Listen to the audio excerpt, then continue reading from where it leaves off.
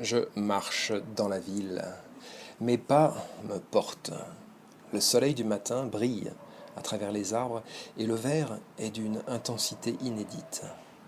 Le parc termine d'absorber l'ondée qui vient de cesser et les mousses se dilatent au flanc des pierres. Cela fait sans doute déjà longtemps qu'ainsi je chemine au hasard, méthodiquement, mais il me semble qu'il n'y a qu'un instant que je viens d'atteindre la plénitude du marcheur, l'ordre du détachement, de l'absence à soi, de la présence aux choses. Qu'est-ce qu'une chose? On peut bien se poser la question, même si ça ne sert à rien. On n'en sera certes pas plus avancé pour autant, mais on peut ainsi continuer à avancer parmi elles, les choses, car elles sont là, à portée de la main. Le pèlerinage m'en offre des arêtes qui saillent et s'orientent. Elles surgissent du néant et apparaissent dans la présence, donnent quelques-unes de leurs faces et disparaissent, gardant le plus clair de leurs secrets, cédant la place à d'autres. Le monde est rempli de choses opaques. Elles sont là, au cœur du silence. Je marche avec les vivants qui respirent et je marche avec les morts. Je passe et je repasse la revue des souvenirs et je ne savais pas t'avoir aimé autant. Oui, tu le sais, je me suis éloigné de toi alors, et je voudrais tant que tu sois ici, aujourd'hui. Mais il n'y a maintenant que l'infinité des choses qui sont là, et ma tristesse, pourtant un peu joyeuse aussi, de sentir si fort ton cœur, de pouvoir renouer avec ta forme, mystérieuse et claire, si proche et si lointaine. Il entre des souvenirs dans chacune de mes respirations, et mes souffles rendent transformer la substance du temps qui se meuvent en paroles, pensées, désirs, qui s'accrochent aux êtres, aux choses, se suspendent à leurs reflets. Il ne leur est pas possible de sortir de l'espace, ni de s'abstraire du temps. Il est cependant possible de leur ouvrir un autre espace, où muets ils se seront, mais pourtant le leur. Faut-il aussi que les poètes soient fous pour n'avoir pas su dire, car c'est quand même une curieuse vocation que de se consacrer et que de consacrer son art à l'échec de la parole et à l'insuffisance des mots. L'on peut en rester toqué parmi les étoiles. Que deux choses soient identiques n'en fait pas une seule et même chose. J'aime ton rire, ma poupée Barbie. Maintenant tu es un ange au ciel, et moi, ton très humble serviteur ici-bas, je continue ma route, mon chemin, sans l'aide de rien, ni de personne, avec l'aide de tout et de tous. Blessé, frotté aux rocs et aux ronces, battu des marées et assailli des plaies, je suis ouvert, je saigne de ce bon sang fécond et de cette souffrance qui me purifie. Et je voudrais même bondir dans les mâchoires pour me donner à la volupté des clous. Ma santé me remonte dans les veines et je respire et j'accueille 1000 éclosions de fleurs cérébrales et mon cœur qui pompe et ce monde qui s'agite dans toutes ses dimensions, infini, inconnu, infiniment complexe.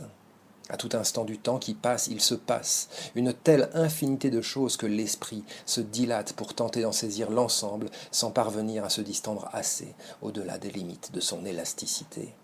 La vie jamais ne nous laisse en repos et nous opinons vers l'ombre. Science est le nom d'un espoir, celui d'acquérir un savoir, pauvre savoir que celui du scientiste, vulgaire, j'allume des torches, dans sa passion tournée vers l'ombre de ramener la lumière à des chiffres, les processus à des causalités, les fréquentations à des infections, l'espace à une chose qui contient les choses.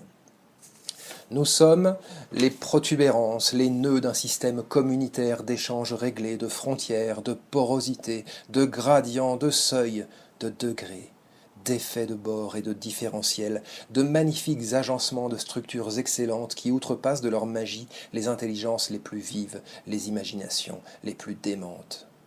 La science n'aperçoit rien des espaces entre les chiffres, et de cette cécité tire son efficace. Et de cette efficace, la croyance en son efficience.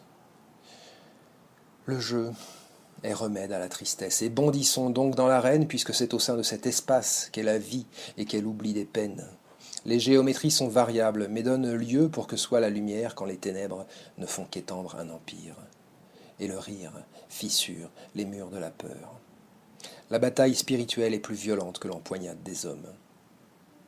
Vivre, accablé de merveilles, à en contempler ses pieds, exilé du frisson intense de la joie. Être seul, seul et pas perdu, seul et bloqué avec soi, en soi, sans pouvoir sortir en déchirant son enveloppe, seul à arpenter les avenues de soi connues, sans la main inattendue de l'ami, sans le geste inespéré de l'amoureuse. Partout, on voit l'impatience de mourir associée au refus de céder la place quand vient l'heure. Savoir mourir à temps est l'une des plus excellentes vertus qui soient, et l'une des plus rares. Après une vie intense et faite de surprises, inachevée comme il se doit et bien sûr trop courte, s'abandonner sans assistance médicale à la paix des organes. Voilà ce que je fus, Seigneur, et maintenant je monte vers toi. Accomplissant les rites, les vivants pourront me regretter et me pleurer, mais il me faut maintenant m'intégrer à la société des morts, y trouver famille, communauté, patrie. Y a-t-il des migrants chez les morts, ou sont-ils attachés à leur terre? Un mort birman, qui a passé sa vie en Birmanie, peut-il venir en Tunisie attiré par une offrande? Et si tel est le cas, sera-t-il bien accueilli parmi les autres morts autochtones? Sera-t-il inclus ou discriminé? D'autres lois, peut-être identiques aux nôtres, président à l'invisible, et ces spéculations m'intéressent sans me prendre, sans m'extraire du monde des choses, car les choses sont là. C'est cette profonde lézarde qui crevasse le mur. C'est la rosée qui boit, c'est ces nuages éponges qui flottent au ciel des idées, apparaissent, changent, essaient des formes, s'associent et se dissocient, se composent et se recomposent, font théorie et disparaissent.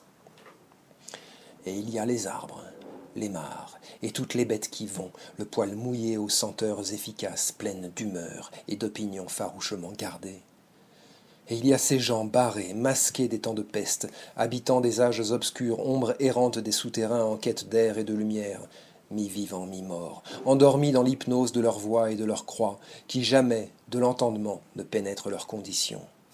Ils pensent beaucoup, toujours à côté. Chevaliers à la triste figure, appendices d'une géante mélancolie processuelle, ils poussent devant eux leur existence parce que c'est de la plus haute conséquence, parce que ça n'a pas d'importance, et parce qu'il y a ces promesses auxquelles on ne croit plus, mais qui sont maintenues. Quand l'idiot, réveillé par le tamis des sons, enlèvera son masque, alors que la pluie fine viendra le bénir au matin du monde, il se verra l'étrange rejeton d'un songe inexplicable et passé de mode. Et que fait-on au réveil, si ce n'est s'échanger un regard, se donner la main et se mettre en quête des nourritures du jour? Je suis le réenchanteur réenchanté, et assez de béatitude pour l'heure. Levons-nous pour faire tourner les roues des grandes colères, car nous serons bientôt retranchés du monde, et notre marque n'y sera plus. Je ne suis pas venu pour la paix, mais pour l'épée. Ce qui opprime, ce qui fait peur doit être détruit. Guerre à mort aux forces de la mort, car ceux qui vous empoisonnent vous vendent aussi les remèdes. Eux qui vous désarment prennent en charge votre protection. Eux qui vous inoculent vous aseptisent. Eux qui vous mettent à genoux veulent vous entendre bénir votre servitude du nom de liberté. Eux qui sont fous se targuent de cohérence, et l'échappé jamais ne viendra d'avoir accepté la main du bourreau. Je suis venu pour l'épée, non pour la paix. N'ayez plus peur. N'ayez plus peur. N'ayez plus peur. J'ai été retranché du monde. Je vous attends de l'autre côté. Formé à la hache entre le rire des femmes et le chant des oiseaux, roulé dans les torrents polis par les eaux, ravi par la main chercheuse de choses, je resterai au savoir des ans, comme ce qu'il a été fait de moi, avant que d'aller où nul ne pourra me rejoindre.